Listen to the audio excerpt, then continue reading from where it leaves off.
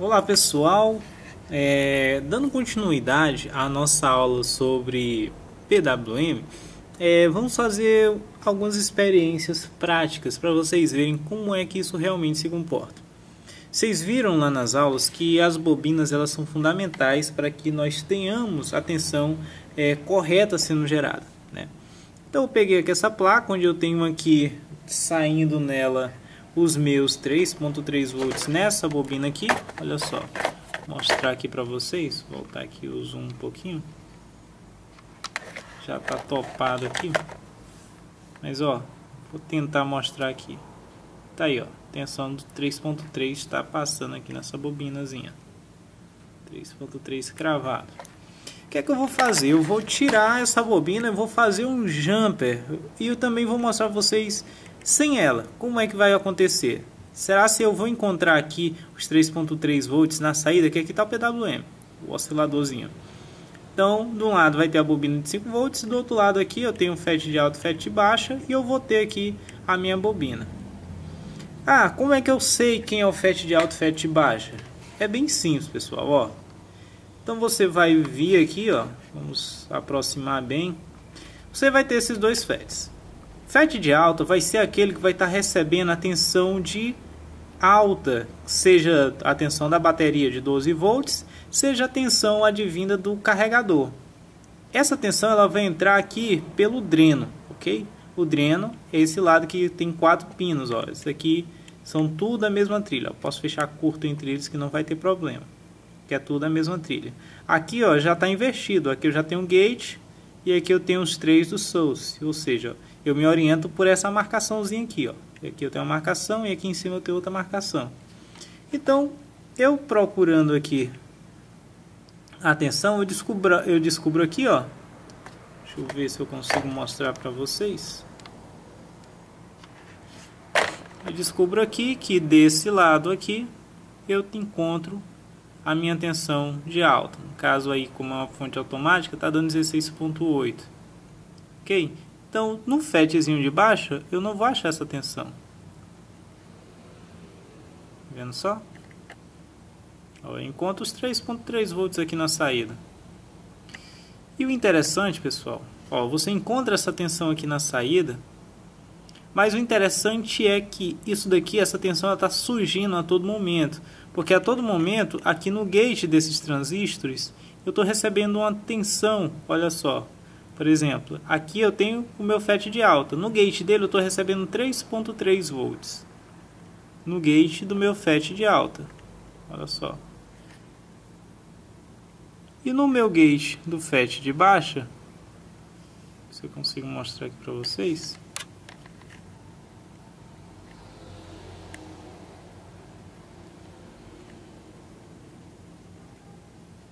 Estão vendo aí?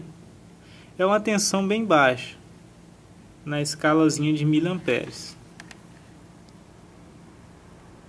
Então aqui eu tenho 3 volts. Eu vou mudar a escala aqui.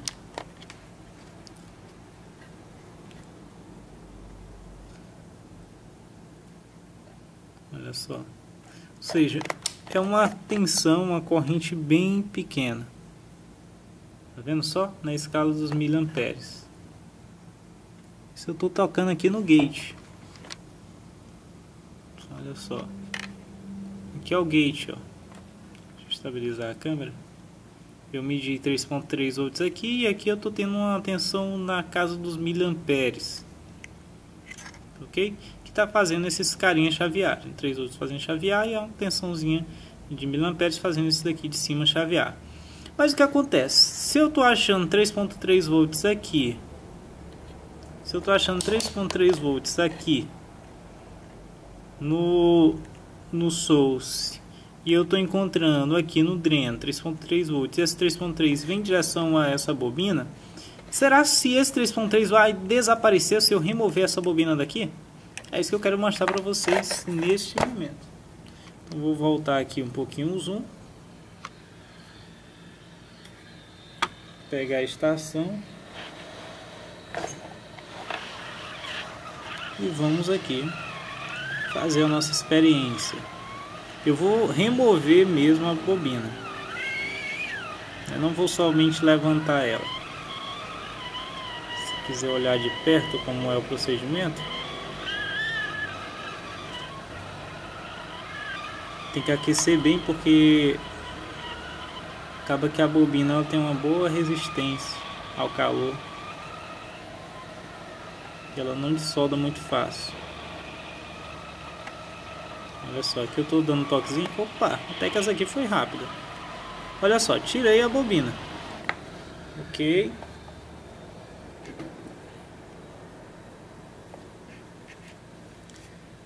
Tirei a bobina. Agora eu vou plugar a minha fonte novamente.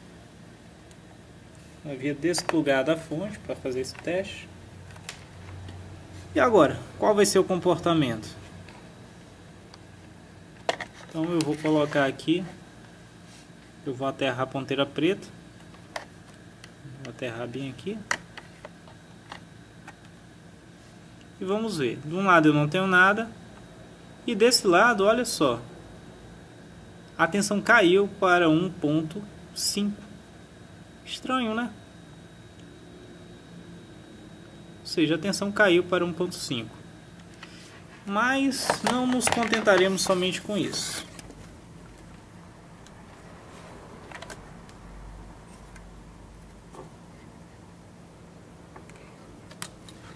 Olha só.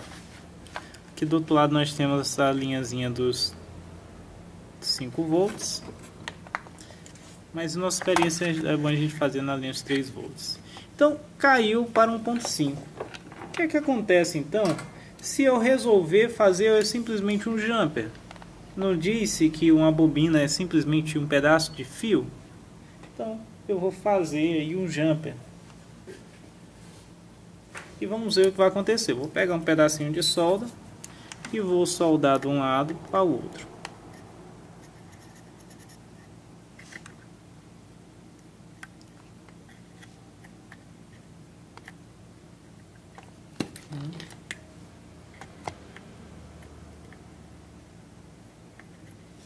Pronto. Fiz aí uma ponte, literalmente uma ponte, no lugar da bobina. E aí? Qual vai ser o comportamento agora? Vamos à experiência, né? Então vou plugar aqui minha fonte agora e vamos ver o que vai acontecer. Então, liguei a fonte. Tá aqui o multímetro, vou aterrar aqui a ponteira preta e vamos ver o que vai acontecer. O que houve? O que aconteceu? A tensão simplesmente sumiu. Ok? Olha só, se eu for aqui no transistor, eu não acho. Essa trilha aqui não tem mais tensão. Sumiu a tensão. Olha só. No gate, onde eu estava achando 3.3 volts, o que é que tem agora? Não tem mais nada. No outro gate lá, eu encontro 4.9. Ou seja, tá tudo anormal aqui nesse circuito. Tudo por conta de que eu tirei a bobina. Então vamos fazer o seguinte, vamos recolocar a bobina. E vamos ver o que é que vai acontecer. Tirar a solda.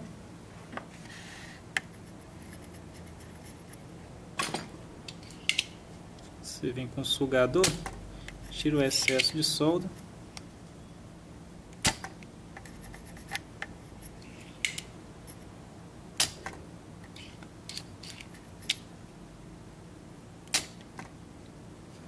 Ok.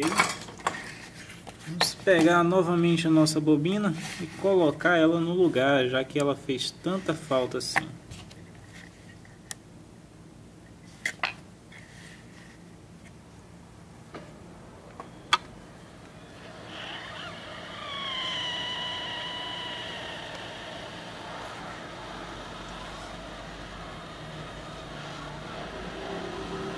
Olha só, quando a solda derreter, ela mesmo se autoposiciona praticamente.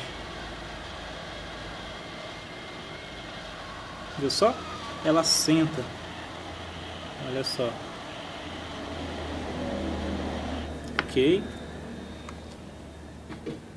Então eu ressoldei aí a bobina, esperar ela dar uma pequena esfriada e vamos ver qual vai ser o comportamento com a bobina recolocada no lugar novamente.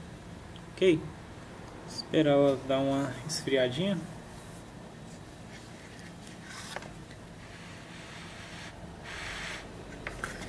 Dei uma soprada para acelerar. E vamos lá. Pluguei a fonte. Vou voltar aqui o zoom.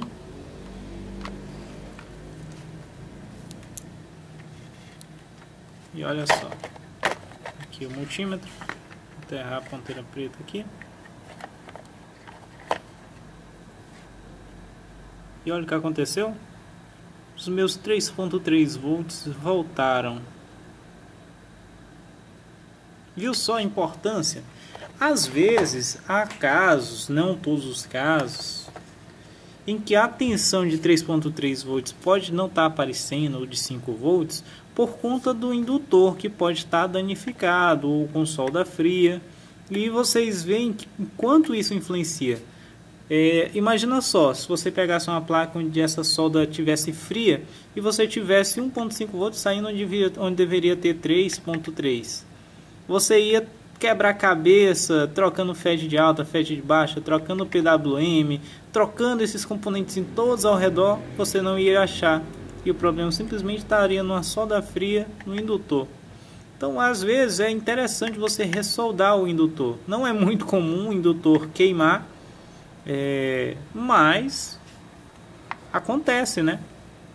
Por que não é muito comum? Porque esse indutor é bem firme, bem rígido. Ele não vai estar se danificando assim com muita facilidade. Então vocês veem a importância dos componentes corretos estarem conectados no circuito. Jamais vocês pegarem uma bobina como essa, jamais coloquem simplesmente um pedaço de fio no lugar delas. Ok? Uma bobinazinha de filtragem de uma pequena tensão, você pode até fazer um jump ali para fazer um teste. Como por exemplo, ó, essa daqui. Isso aqui é uma adaptação que a gente faz para substituir um componente chamado P2808. Depois eu vou falar dele para vocês.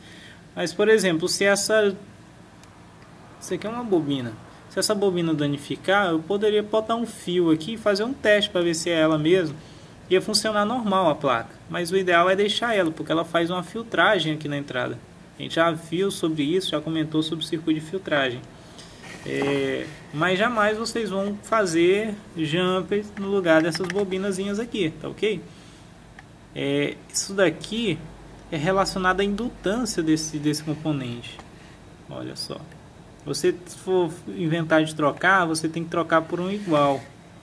Olha só, ok? Tem que ser a mesma indutância. Estou mostrando diversos que estão aqui pela placa para você ver como varia. Olha só.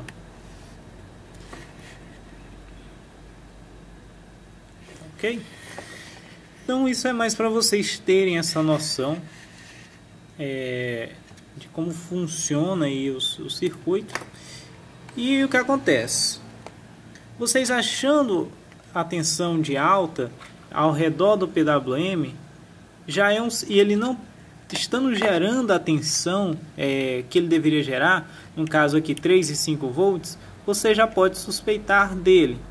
Mas nem sempre é ele. Como a gente viu, pode ser a bobina, pode ser solda fria na bobina, pode ser uma oxidação no componente, pode ser um desses componentes aqui no circuito. Olha o tanto de componente que tem nesse circuito, ainda tem do outro lado. Pode ser um desses componentes aqui alterado, danificado. E eu confesso, é um trabalhozinho chato. Quando o PWM... tem gente que diz, no lugar de trocar logo o PWM, é bom analisar o circuito. Mas eu vou pela seguinte linha. Você pegou o notebook, ok? O notebook chegou, ele não está gerando nem 3 nem 5 volts. Ou então,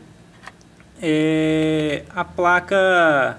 Você vê que a placa não é tensão suspende, ela não está gerando 3 e nem 5. Se a placa tiver tensão suspende, É claro que ela não vai ter nem 3 e nem 5, porque a tensão é suspende. Mas vamos supor que você pegou uma placa que a tensão não é suspende. A tensão é away, ou seja, a tensão tem que estar presente mesmo com a placa desligada.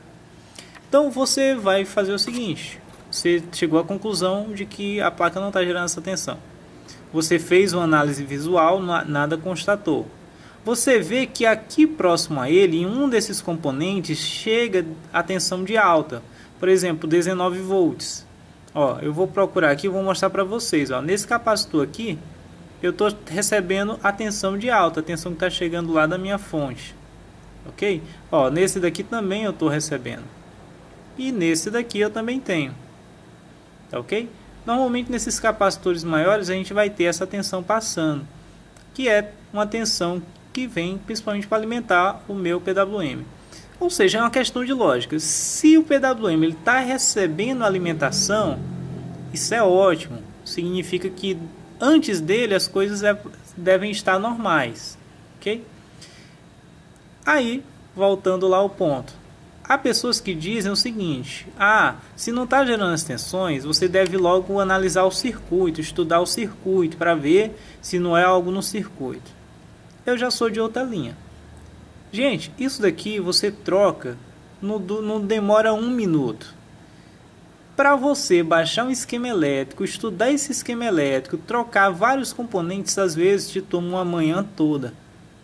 Então eu vou pelo mais fácil primeiramente, para caso não dê certo eu ir para o mais complexo. Então se eu pego uma placa e a placa não está ligando e não está gerando essas tensões, então a placa não tem 5, não tem 3, a placa está sem essas tensões. O que é que eu faço?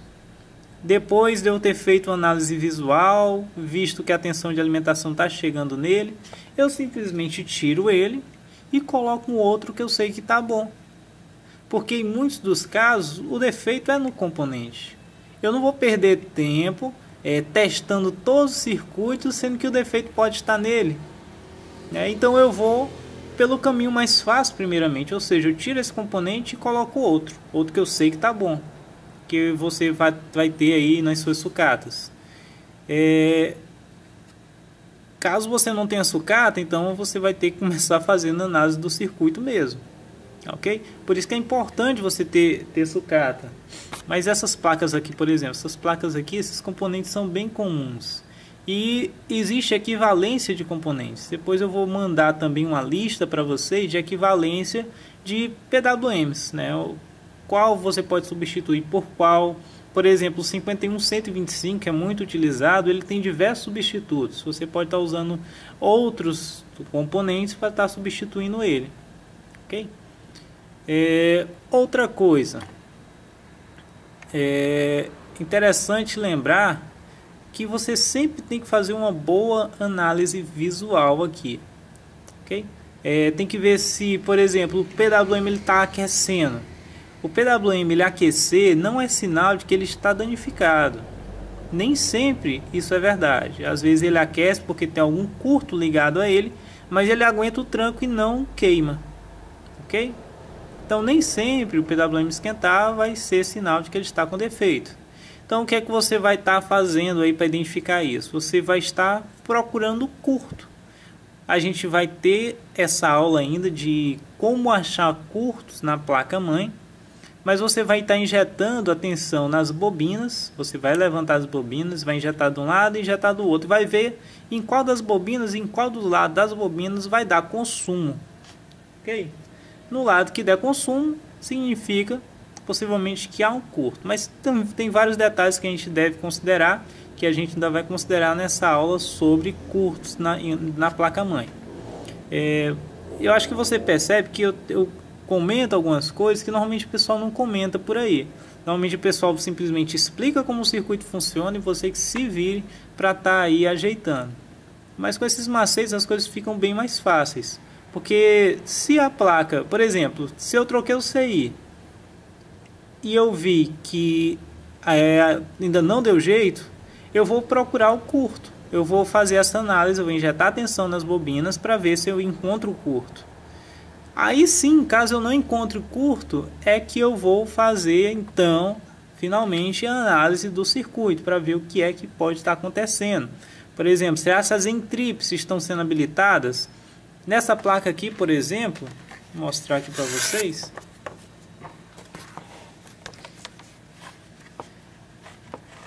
Eu tenho aqui, ó,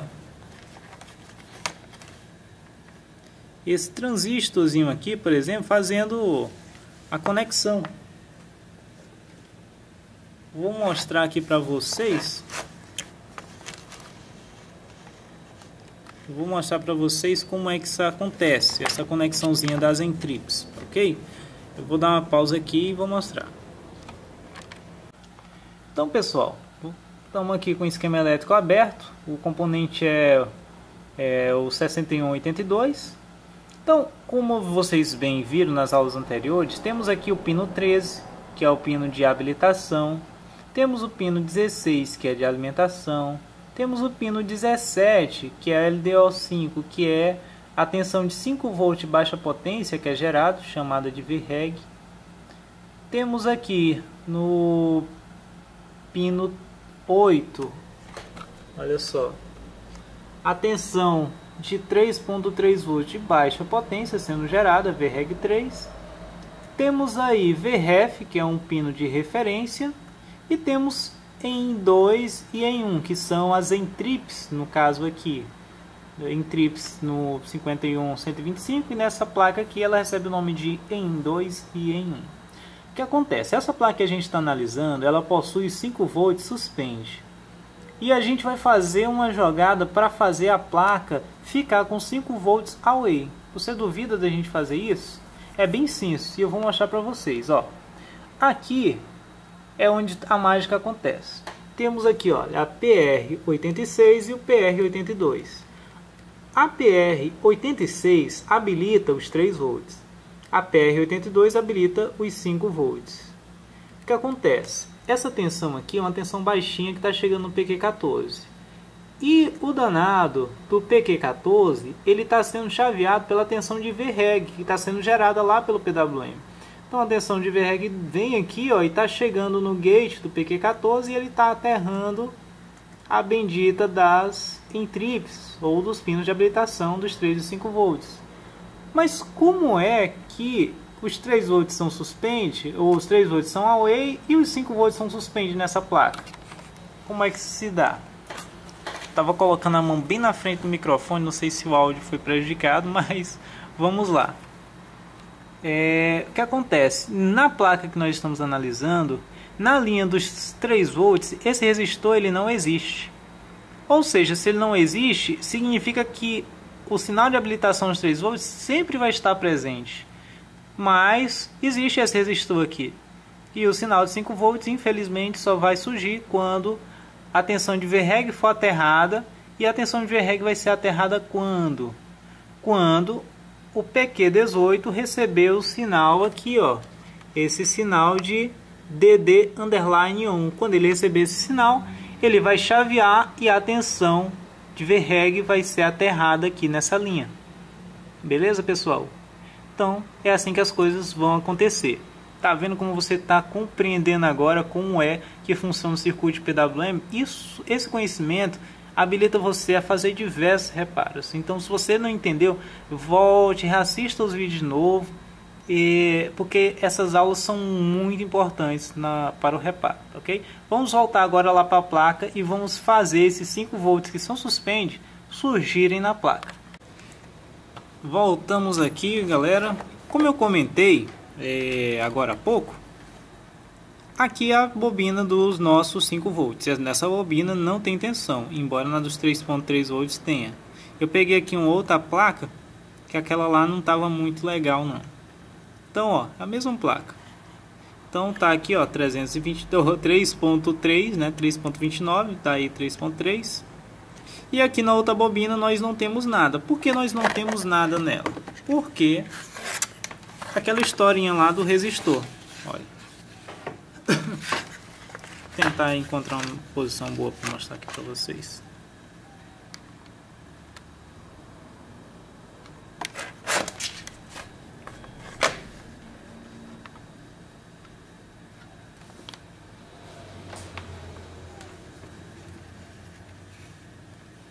resistor. É a história desse resistor. Vocês viram lá que nós vamos ter a PR86 da linha dos 3 volts e a PR82 da linha dos 5 volts. Infelizmente os 5 volts eles estão morrendo, eles não estão surgindo porque esse danado aqui está chaveado, está jogando a tensão dessa linha aqui por terra.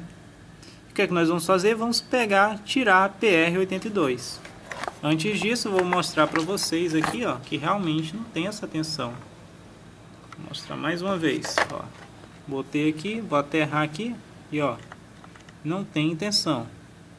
Embora na de 3.3 esteja aqui, ó, presente. Então vamos lá tirar esse danado desse resistor.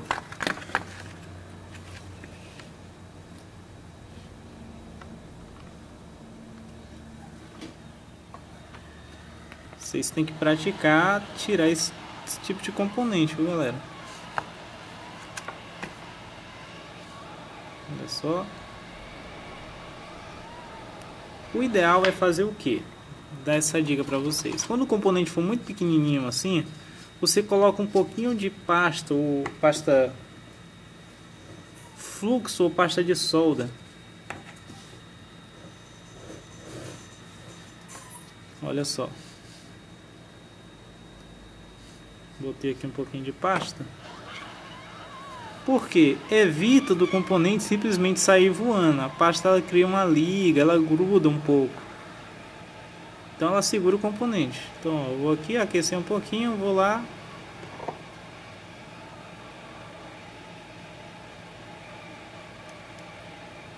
Pronto, olha só. Tirei, bendito. E agora, será se os 5 volts eles vão surgir agora? Vamos fazer o teste. Vou plugar a fonte.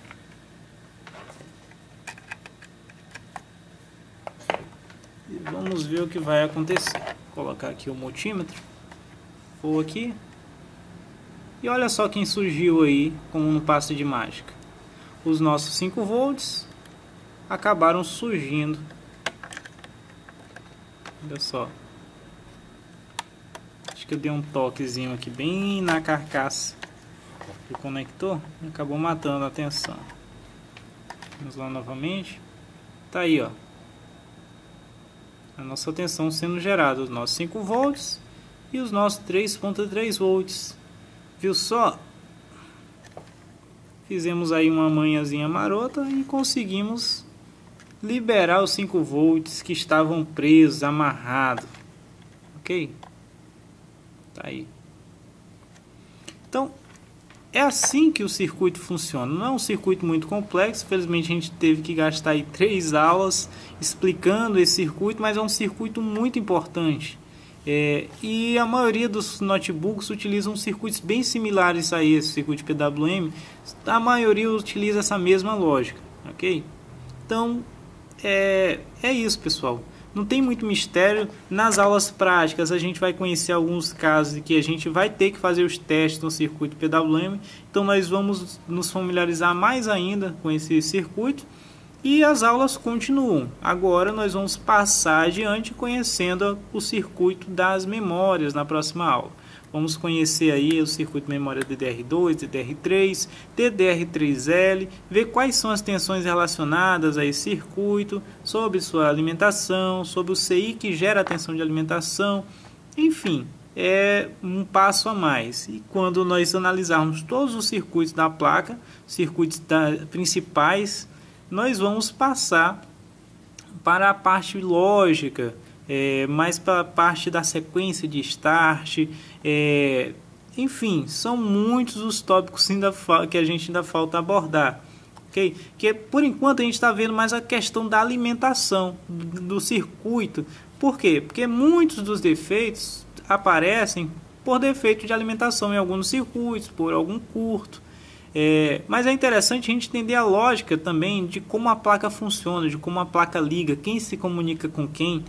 Por exemplo, temos aqui o BIOS ou a BIOS, como queira chamar. Como é que se comporta? Qual a função na placa? Isso daqui a gente ainda vai se aprofundar. Depois a gente passar por essa parte de eletrônica geral da placa, conhecer todas as tensões, todos os circuitos da placa, e a gente vai passar para a segunda etapa, ok? Então, muito obrigado por você ter acompanhado essa aula. Se você tiver com alguma dúvida, pode pegar essa dúvida e mandar por e-mail. Está um pouco corrido para mim, mas eu vou estar fazendo o máximo possível de esforço para estar respondendo você, tá ok? Então, muito obrigado por ter acompanhado essa aula e até a próxima aula.